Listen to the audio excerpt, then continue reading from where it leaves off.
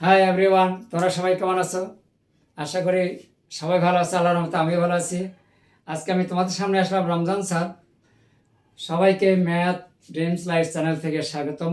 আজকে আমি তোমাদের সামনে একাদশ ও দ্বাদশ শ্রেণীর ত্রিকোণমিতি থেকে আলোচনা করব গুরুত্বপূর্ণ প্রশ্ন। আজকে আলোচনার বিষয় বা টপিক হচ্ছে 6.2 থেকে। যদি তোমাদের সমস্যা থাকে তাহলে অবশ্যই আমার সাথে থাকবে শেষ পর্যন্ত, তাহলে ইনশাআল্লাহ তোমরা শুরু থেকে শেষ পর্যন্ত ভালোভাবে বুঝতে পারবে। আজকে আমি তোমাদের সামনে যে প্রশ্নটি সলিউশন করে দেখাবো বা ভিডিও ক্লাসের মাধ্যমে আমি দেখানোর চেষ্টা করছি, এই প্রশ্নটা আমি বোর্ডে লিখে রেখেছি, দেখো 9-1 নম্বর। আর এই প্রশ্নটি নেওয়া হয়েছে রূপান্তী প্রকাশনী বই থেকে। যদি তোমাদের বোর্ডে থাকে ভালো, আর না থাকলে অসুবিধা নেই, যে কোনো রাইটার থেকে পেতে পারো। যেহেতু আমি প্রশ্নটা আমি বোর্ডে লিখে রাখছি, এখানে দেওয়া আছে, তাহলে আমরা প্রথমে লক্ষ্য করবো এখানে cos alpha plus sec alpha 5/2 হলে প্রমাণ করো যে cos to the power n alpha plus sec to the power n alpha equal 2 to the power n plus 2 to the power minus n। এইটা আমরা এখন প্রমাণ করব।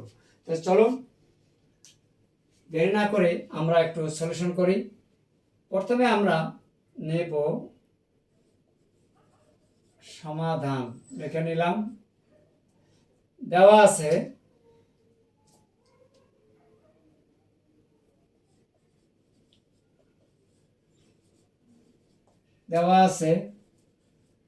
cos alpha plus sec alpha 5/2। একটু এদিকে আসলাম। cos আলফা প্লাস sec লেখা যায় 1/cos আলফা 5/2। এখন একটু লসাগু করে নেই, তাহলে এখানে হয় cos আলফা, cos দিয়ে গুণ করলে cos square alpha plus 1, cos cos কাটা 1 হয়। এখন এখানে আছে ডান পাশে 5/2। এখন এই 5/2 এর 2 দ্বারা এখানে আর গুণ দেয়, কোণাকুণি গুণ যাকে বলা হয়। তাহলে এটা এখানে গুণ দিলে আমরা পাবো 2 cos স্কয়ার আলফা প্লাস 2, আর এই পাশে কোণাকুণি গুণ দিলে 5 cos আলফা। তাহলে এখন বামে নিয়ে আসি, 2 cos square alpha minus 5 cos alpha plus 2 equal 0। Middle term উৎপাদক বিশ্লেষণ এখন আমরা করে নেব। 2 দুগুণে 4, 4 একে 4, 4 আর একে 5। 2 cos square alpha minus 4 cos alpha minus cos alpha plus 2 equal 0। তাহলে এই দুটোর মধ্যে থেকে কমন নেওয়া যায় 2 cos আলফা। 2 cos আলফা এখানে থাকে, cos আলফা মাইনাস 2, কিছু কমন না গেলে এখানে 1 কমন নেওয়া যায়, cos আলফা মাইনাস 2 ইকুয়াল 0। বা এখন cos আলফা মাইনাস 2 কমন নেব, cos alpha minus 2 cos alpha minus 1 equal 0। ডান দিকে একটু নেই, হয় এই 0 এটারও মান 0, এই দুটা মান পৃথক পৃথক 0 হবে।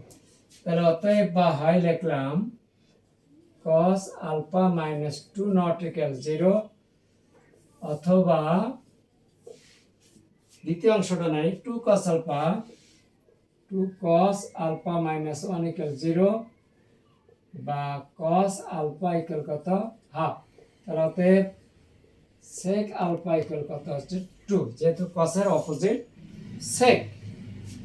তাহলে এখন আমরা কি করব, এই যে এখানে আমাদের প্রশ্ন দেওয়া আছে, বাম পক্ষের সমান এই ডান পক্ষটা দেখাবো। তাহলে এখন যেহেতু আরো কিছু বাকি আছে, এই জন্য আমরা কি করব, আমরা এখানে এটা নিলাম লেফট সাইড, অথবা অন্য কালিতে লিখলেও সুবিধা হয়। Left side cos to the power n plus sec to the power n। তাহলে এখন cos এর মান হচ্ছে হাফ n প্লাস sec এর মান হচ্ছে 2 টু দি পাওয়ার n। অতএব 2 to the power n plus, যেহেতু 2 নিচে আছে উপরে গেলে মাইনাস হবে, তাহলে 2 to the power minus N, এই হচ্ছে রাইট সাইড প্রুফড, PROVED।